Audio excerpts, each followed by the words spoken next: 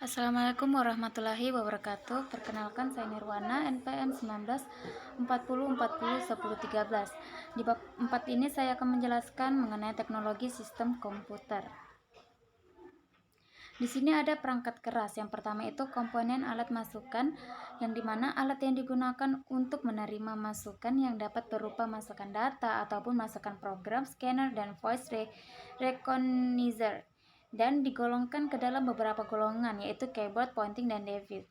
Dan yang kedua itu ada komponen alat pemproses, yang dimana alat dimana instruksi program dieksekusi untuk memproses data yang dimasukkan lewat alat masukan.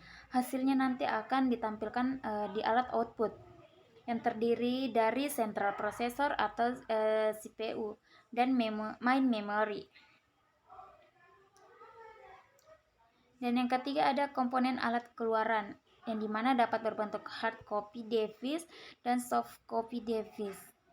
Dan yang keempat itu komponen alat simpanan luar, yang dimana ada simpanan luar yang terletak di luar alat prosesnya, dan simpanan massal karena kapasitasnya umumnya lebih besar dari main memory. Dan simpanan kedua itu, simpanan pertama adalah main memory, dan simpanan tambahan itu simpanan utama adalah main memory, dan simpanan tetap karena non volatile, dan simpanan pendukung, dan yang terakhir itu ada bank data komputer. Di sini juga ada Central Processing Unit atau bisa disingkat dengan CPU. Nah, di sini itu dia itu tempat pemrosesan instruksi-instruksi program. Pada komputer mikroprosesor ini disebut dengan mikroprosesor, dan CPU terdiri dari unit kendali, unit aritmatika. Dan tugas utamanya itu melakukan semua perhitungan aritmatika atau matematika yang terjadi sesuai dengan instruksi program. Dan di samping dua bagian di atas, CPU mempunyai beberapa simpanan yang berukuran kecil yang disebut dengan register. Di sini juga ada control unit, yang dimana mengartikan instruksi-instruksi dari program komputer, membawa data dari alat input ke main memory, mengambil data dari main memory untuk diolah, bila ada instruksi untuk perhitungan aritmatika atau perbandingan logika. Control unit mengirim instruksi tersebut ke aritmatika and logic unit. Hasil dari pengolahan data ini dibawa oleh control unit ke main memory untuk disimpan. Nah, di sini juga ada tugas dari kontrol, yaitu yang pertama mengatur dan mengendalikan alat-alat input dan output. Yang kedua mengambil instruksi-instruksi dari main memory. Yang ketiga mengambil data dari main memory jika diperlukan oleh proses. Yang keempat mengirim instruksi ke aritmatika and logic unit bila ada perhitungan aritmatika atau perbandingan logika, serta mengawasi kerja dari aritmatika and logic unit. Dan yang kelima itu menyimpan hasil proses ke main memory. Nah, di sini juga ada register, yang dimana merupakan simpanan kecil yang mempunyai kecepatan tinggi lebih cepat sekitar 5-10 kali dibandingkan dengan kecepatan perekaman atau pengambilan data di main memory. Register juga digunakan untuk menyimpan instruksi dan data yang sedang diproses oleh CPU, sedangkan instruksi-instruksi dan data lainnya yang menunggu giliran untuk diproses masih disimpan di main memory. Dan sini juga ada main memory atau memori utama, yaitu main memory atau main storage atau internal memory atau internal storage atau primary stock atau temporary. Dan yang kedua itu ada main memory yang terdiri dari random access memory yang digunakan untuk menyimpan program dan data yang akan diproses oleh CPU. Dan yang kedua itu ada read only memory atau bisa disingkat dengan ROM. Nah, di sini juga ada read only memory atau ROM. Dia itu hanya dibaca saja dan tidak dapat diisi. Dan isi ROM itu sudah diisi oleh pabrik pembuatannya yang berupa bootstrap program. Diperlukan untuk mengambil pertama kali sistem operasi dari disket atau dari hard disk. Proses ini disebut dengan booting. Nah, BIOS itu atau Basic Output System merupakan perangkat lunak untuk mengoperasikan alat-alat input atau output di sistem komputer.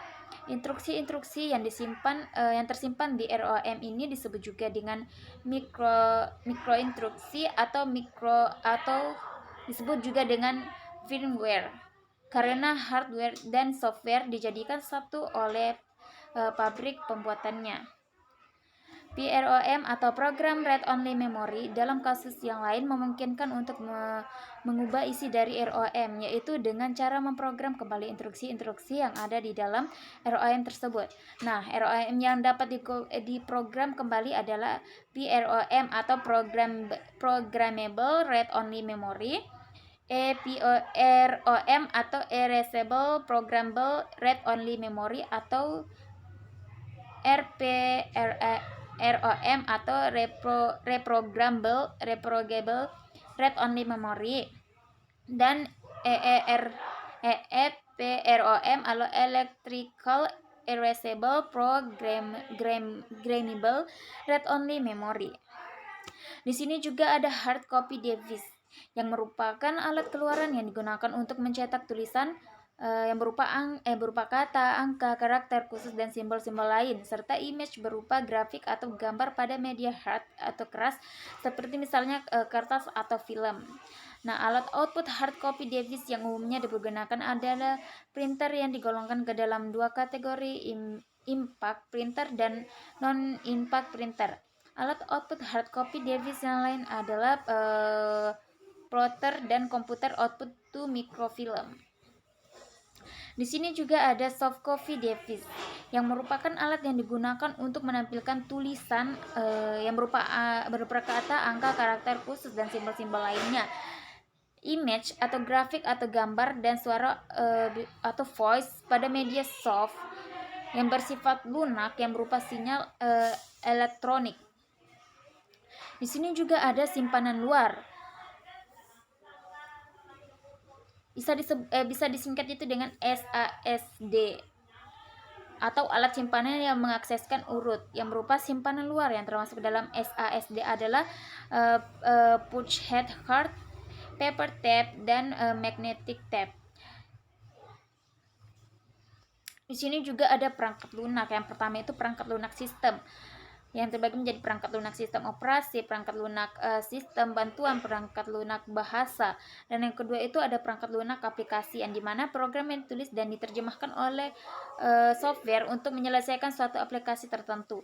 Dan perangkat lunak aplikasi ini merupakan program yang ditujukan untuk menyelesaikan suatu permasalahan dalam aplikasi yang tertentu yang sudah dibuat oleh pabrik pembuat perangkat lunak aplikasi. Dan perangkat lunak aplikasi ini juga dapat berupa perangkat lunak aplikasi tujuan umum dan perangkat lunak aplikasi tujuan khusus. Di sini juga ada fungsi alokasi sumber daya, yang dimana sistem operasi sekarang dapat menangani beberapa program sekaligus, dan sistem operasi mengalokasikan sumber-sumber daya perangkat keras kepada program-program yang sedang menunggu untuk dieksekusi, dan sistem operasi akan mengalokasikan program dan data yang mendapatkan prioritas di proses di memori utama atau RAM, dan juga mengalokasikan penggunaan seperti misalnya printer, terminal, dan alat-alat telekomunikasi. Di sini juga ada fungsi penjadwal sumber-sumber daya yang berupa beberapa pekerjaan menunggu untuk dikerjakan oleh komputer. Sistem operasi mempunyai fungsi untuk mengatur penjadwalan pekerjaan mana saja yang akan dikerjakan dan di peralatan mana yang akan digunakan. Dan jika dimungkinkan, sistem operasi akan mengatur jadwal semua peralatan supaya tidak ada yang menganggur dan dapat bekerja serentak dengan efisien dan efektif. Mungkin itu saja penjelasan dari saya. Jika banyak yang salah mohon dimaafkan. Assalamualaikum warahmatullahi wabarakatuh.